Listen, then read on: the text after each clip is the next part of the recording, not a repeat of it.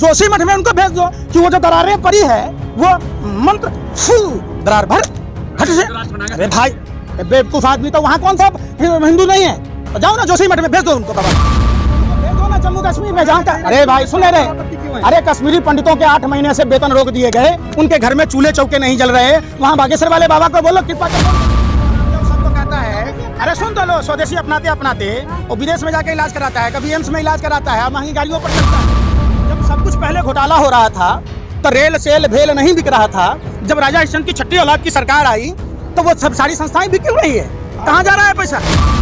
बाबा के में इतने चमत्कार हैं तो देश की जो अर्थव्यवस्था गिर रही है, जो 2014 में विश्व की तीसरी अर्थव्यवस्था थी, तो उसको अर्थव्यवस्था फिर नंबर 1 पर पहुंचा दो।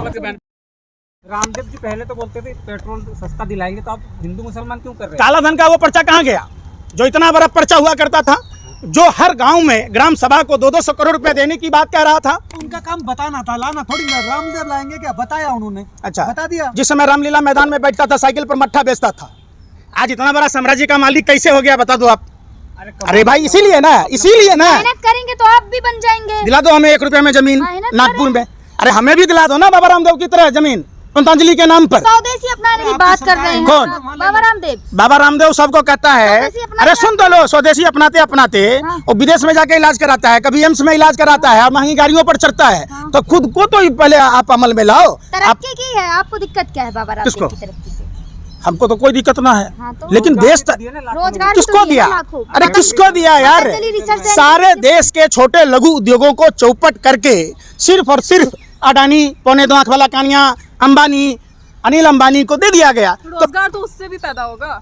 अब पूरा देश गरीब हो जाए ठीक है, मैंने आपका किडनी निकाल के मैं बेच दूं, आपका एक किडनी निकाल के बेच दूं तो आपको रोजगार मिल जाए उसे, और उसमें से कुछ पैसे दे दूं। देश की किडनियां निकाल के बेच दी इन लोगों ने, देश को गर्त में धकेल दिया। आप उस पर चर्चा नहीं कर रहे। आप पूछो ना कि देश के बैंक कैसे डूबे। 2014 से पहले कितने नेशनलाइज बैंक थे? अरे मैं पूछ रहा हूँ, हाँ मत करो। नेशनलाइज बैंक कितने थे देश में? आज कितने नेशनलाइज बैंक बचे हुए हैं? आप उस पर चर्चा नहीं। जोड़ दिया ना एक बैंक दूसरे बैंक के साथ।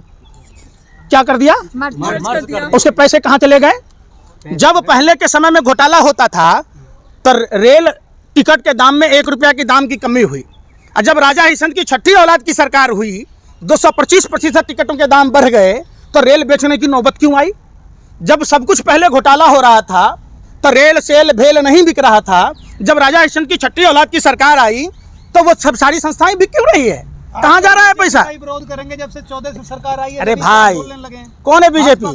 अरे सुनो ना, इनका डीएनए खराब है। इनके बाप दादा गोरे अंग्रेजों की दलाली करते थे। जितना गोरे अंग्रेजों ने देश को नहीं लूटा, ये भारतीय जनता पार्टी के काले अंग्रेजों ने देश को बर्बाद कर दिया। अरे सुन रहे विश्व गुरु बना दिया और आप बात कर रहे हैं। कैसे बन गया विश्व गुरु? डंका बज रहा है। 80 करोड़ परिवार। डंका बज रहा है। अच्छा भाग जाता है।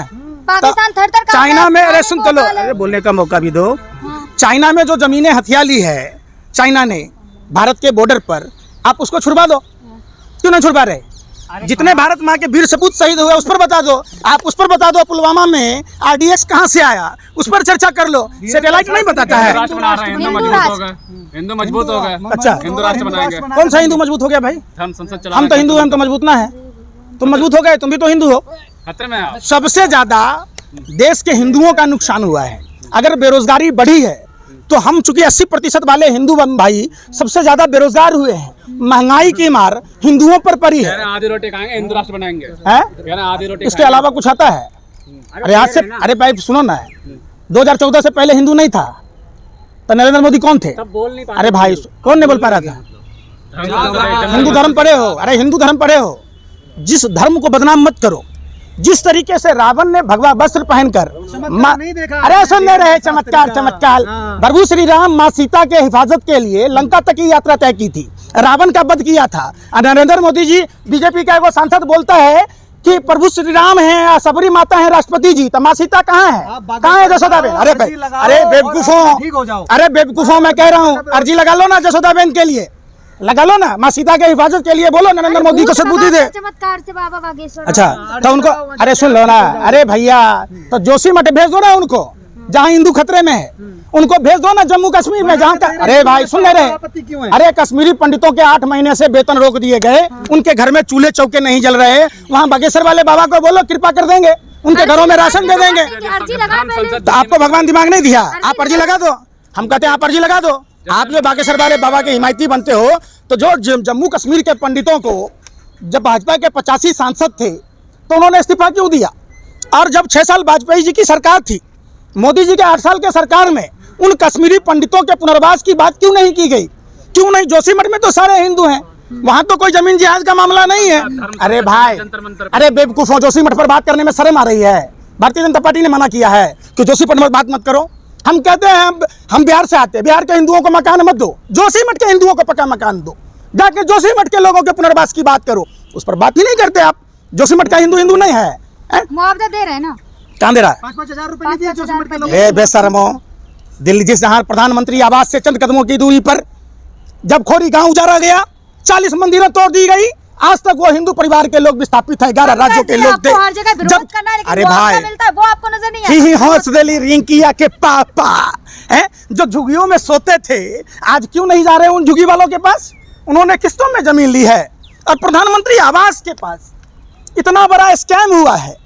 देश के खेतिहर मजदूरों के साथ, मेहनतकश मजदूरों के साथ जिन लोगों ने किस्तों में जमीनें ली, उनकी जमीनें छीनी जा रही है, उनके घरों पर बुलडोजर चलाए जा रहे हैं, वो भी हिंदू हैं। तो जाइए ना, हिंदू हृदय सम्राट जो बनते हैं अपने आप को, तो उन हिंदुओं को घर तो दीजिए। उन कश्मीरी पंडित जो हिंदू हैं, जाकर उनके वेतन तो चालू कीजिए। पहली बार ऐसी सरकार आई है। आप बाबा बागेश्वर बाबा तो जानते नहीं चमत्कार। हैं? कर देंगे धीरेन्द्र शास्त्री आपको शराब देकर इतना विरोध करेंगे तो। अच्छा, हाँ, दिव्य शक्ति है उनके पास। अच्छा, हाँ, तुम्हारे कुछ मिला है क्या? हनुमान जी से बात हनुमान जी होती से है। रावण से फोन पे बात सुनो, करते हैं। एक काम करो, उनको बोलो चाइना पर एटम बम गिरा दे हनुमान जी से बात करके। उनको तो शक्ति है, पाकिस्तान को खत्म कर दें। जो पाक अधिकृत कश्मीर है उसको हिंदुस्तान में मिला लें। इतनी बड़ी शक्ति वाले लोग हैं तो चाहे बेशर्मो है। सत्ता के दलालो, सुनो, कैलाश मानसरोवर शिव जी हमारे आराध्य हैं, और शिव जी हमारे आराध्य हैं, इनके पास तो दिव्य शक्ति है, तो वो कैलाश मानसरोवर का एरिया भारत में मिला लें। हिंदुओं का पवित्र तीर्थस्थान है। जोशीमठ में उनको भेज दो कि वो जो दरारें पड़ी है वो मंत्र फू दरार भर हट से। अरे भाई, बेवकूफ आदमी, तो वहाँ कौन सा हिंदू नहीं है?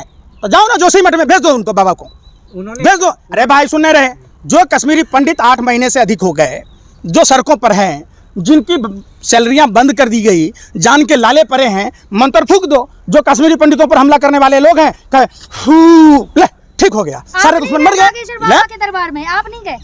हिंदू धर्म में सुन लो यार, अरे सुन लो, ए बेवकूफो, अरे सुन तो लो। अरे भाई, क्या है, बवासीर की बीमारी है मुंह की, बक बक बक बक बोले जा रहे हो। हिंदू धर्म में कर्म प्रधान धर्म है, और सभी धर्मों में कर्म आधारित फल मिलते हैं। हम भगवान चित्रगुप्त के वंशज हैं।